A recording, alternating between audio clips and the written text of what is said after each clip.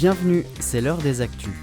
Au sommaire, l'appel du groupe Saint-Sauveur en faveur des aînés. Les scientifiques du collège Françoise Dolto nous ouvrent leurs portes. L'athlétique Vosges du Nord organisait sa première course, les foulées des cuirassiers. Et tout de suite, on retrouve notre envoyé spécial, Julien, pile à l'heure pour un flash info.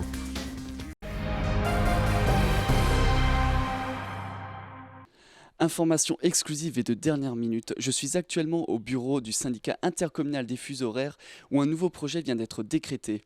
La communauté de communes du pays de Niederbronn-les-Bains a été choisie pour être le pilote d'un nouveau projet d'1 an. Ce projet vise à débarrasser l'organisme du stress inutile provoqué par le changement d'heure en restant à l'heure d'hiver. L'horloge biologique humaine ne sera donc plus perturbée et pour faire face à ce projet, la régie s'équipe. Donc, suite au choix du site pilote sur la région de Niederbronn, on a bien sûr des contraintes techniques et on a une certaine obligation. Le premier exemple, c'est les programmes télévision. Bien sûr, ils seront diffusés aux heures normales sur toute la France. Mais ici, on aura un certain problème, c'est qu'il faudra enregistrer ces émissions pour pouvoir les diffuser plus tard. Le premier exemple, c'est le journal de 20h. Nous, on va l'enregistrer à 20h heure nationale et on va le rediffuser à 20h heure locale. C'est des investissements lourds pour la régie, en temps, en argent. Et on espère vraiment que ce projet aboutisse pour ne pas devoir démonter le tout et avoir cette perte qui est quand même conséquente. Alors le problème rencontré suite au changement d'heure, c'est un problème d'heure creuse. Quelqu'un devra les changer manuellement tous les matins, tous les soirs, suite au décalage horaire que nous allons avoir sur les communes, pour que les clients ne payent pas plus cher au niveau des factures sur les heures creuses. Rappelons que le changement d'heure a été instauré à la suite du choc pétrolier de 1973 pour faire des économies d'énergie en réduisant les besoins d'éclairage. Pour l'instant, il n'y a pas assez de recul pour se prononcer, mais certains habitants prennent tout de même position. C'est inadmissible, on va retourner 40 ans en arrière pour des bêtises là et tout ça pour nous perturber dans notre quotidien, c'est vraiment n'importe quoi. Oui, moi je ne suis pas contre le changement d'heure. Cela permettra de ne pas se tromper lors des changements d'heure d'été ou d'hiver.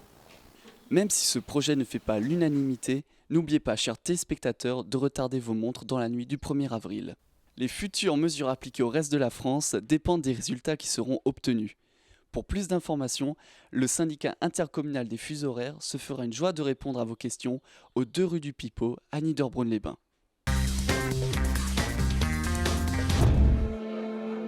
Œuvrer pour le bien-être des résidents, c'est le lot quotidien du personnel des maisons de retraite Saint-Joseph et Notre-Dame. Cette maxime pourrait aussi vous être destinée, c'est en tout cas l'appel lancé par Éric Becker, le nouveau directeur des 2 établissements qui ont fusionné. Oui, on essaye d'élargir un peu le bénévolat et d'avoir plus de personnes qui viennent participer en complément avec les salariés de la maison et pour compléter l'animation, entre autres, mais il y a également d'autres types de bénévolat qui peuvent être faits. À la recherche de nouveautés, mais surtout de bonne volonté, l'idée est de transmettre la joie de vivre, comme par exemple à cette fête des anniversaires de février et mars.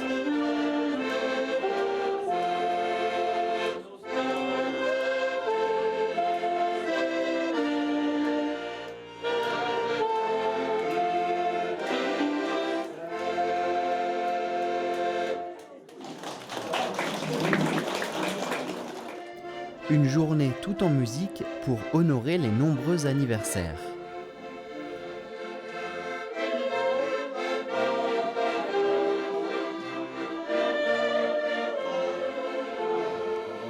Je vous souhaite à toutes et à tous une très bonne santé, essayez de profiter du soleil et bis zum nächsten Mal. À la prochaine.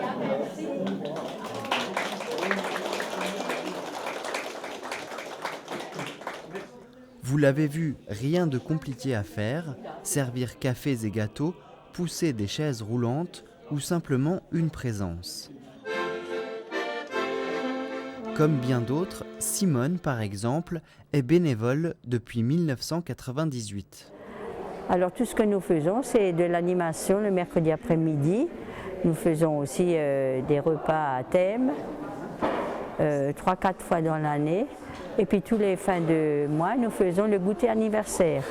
Et là, nous confectionnons nous-mêmes la pâtisserie que nous leur servons avec un café. si on peut mieux divertir les gens par des concerts, par des ateliers, par différentes choses, avec les animatrices, je crois qu'on peut élargir tout le panel des animations dans la maison.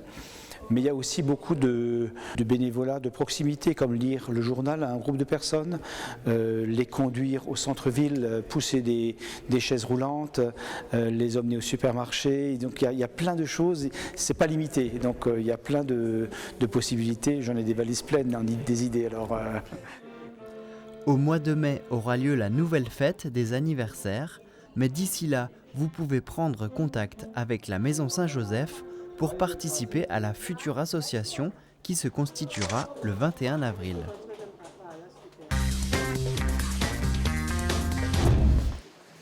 Vous connaissez peut-être Les Experts, ces émissions américaines sur les polices scientifiques. Eh bien, au collège Françoise Dolto, les experts, ce sont eux.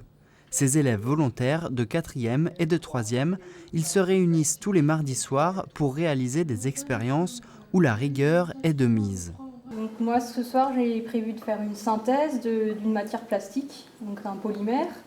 Les synthèses, on peut très bien synthétiser des choses qui existent dans la nature. Par exemple, à l'atelier scientifique, nos élèves peuvent synthétiser de l'arôme de banane, ou de l'arôme de jasmin, de l'arôme de cerise, de pomme, etc. Et puis il y a des synthèses de substances qui n'existent pas dans la nature. Donc on fabrique par exemple du savon. Donc ce soir, on va avoir du savon. On va également fabriquer ce polymère qui s'appelle du slime, qui a des propriétés assez étonnantes.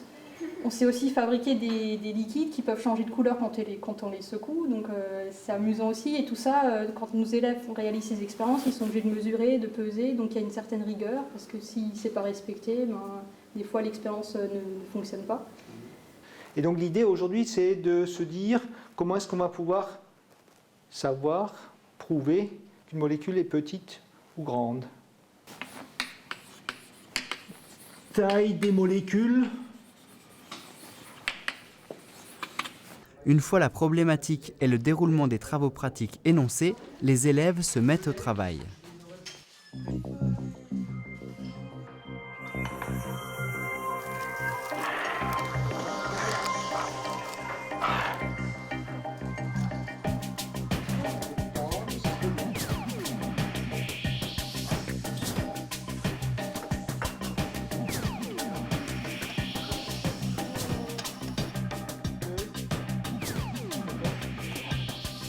Au programme avec cet autre groupe, la réalisation d'un polymère et la création de savon.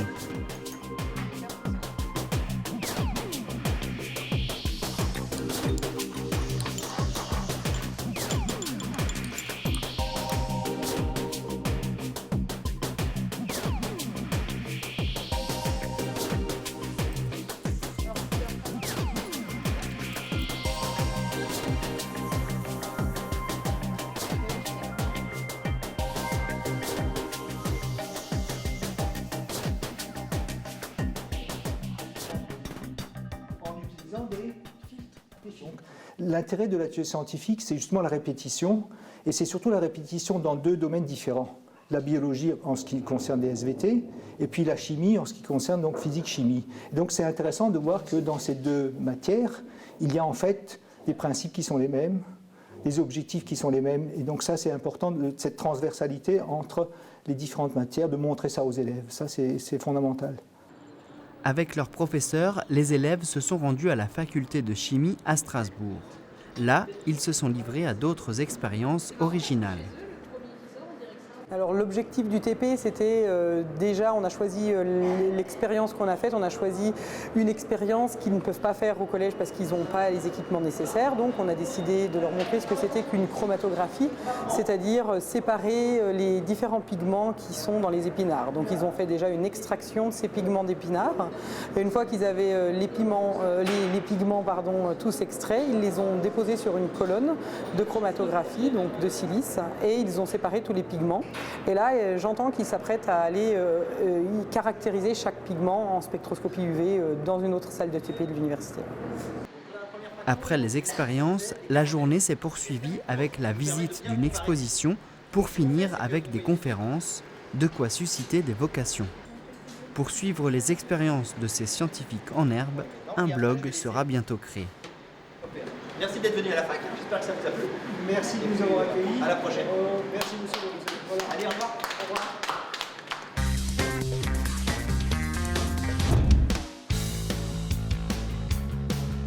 La foulée des cuirassiers, première course organisée par l'Athlétique Vosges du Nord au matin du 25 mars, ça commence en musique et quelques minutes plus tard, ce sont 220 participants, 174 hommes et 47 femmes qui s'élancent pour une course de 10 km 200. Le circuit a été pensé comme une boucle. Après un petit tour dans le quartier, passage dans le tunnel sous la RN62 pour rejoindre le Sandals, direction ensuite le camping d'Oberbronn et retour vers le stade de Reichshoffen. Notre terrain d'entraînement, c'est cette boucle justement, et puis l'idée a germé puisqu'on participe souvent à des courses de clubs voisins. Donc on s'est dit pourquoi pas nous.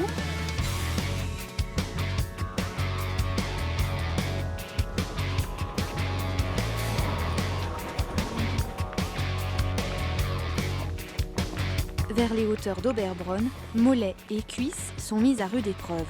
On mouille le maillot, les foulées se font plus éprouvantes, les coureurs sont surpris de pratiquer un circuit aussi vallonné.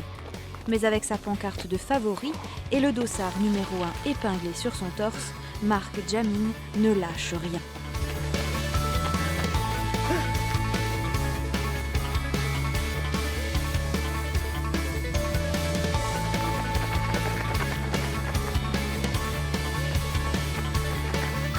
Passage au ravitaillement à mi-parcours et c'est reparti direction le stade de Reichshoffen pour franchir la ligne d'arrivée tant attendue.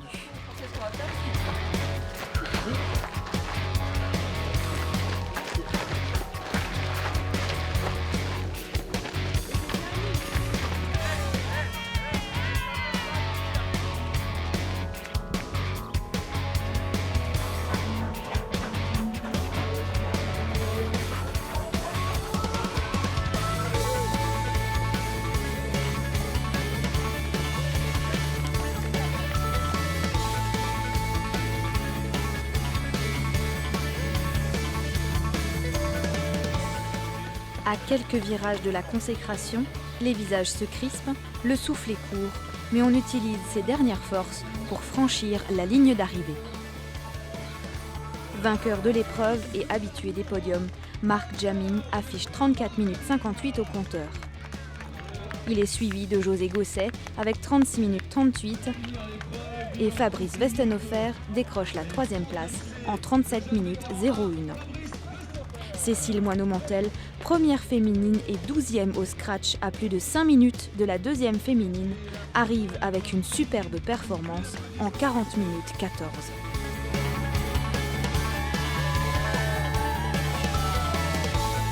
On compte le reconduire bien sûr puisque ce fut un succès, on va pas s'arrêter là. Tout plaisir est bon à renouveler, donc oui, on se relance pour l'année prochaine avec grand plaisir.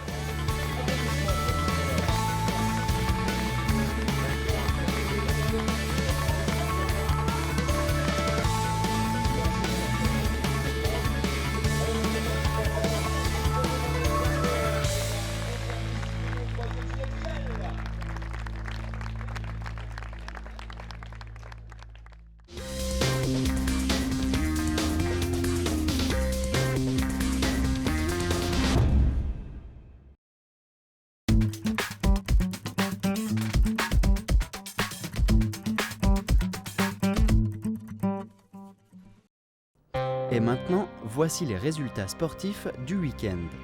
Basket, Strasbourg s'impose 91 à 58.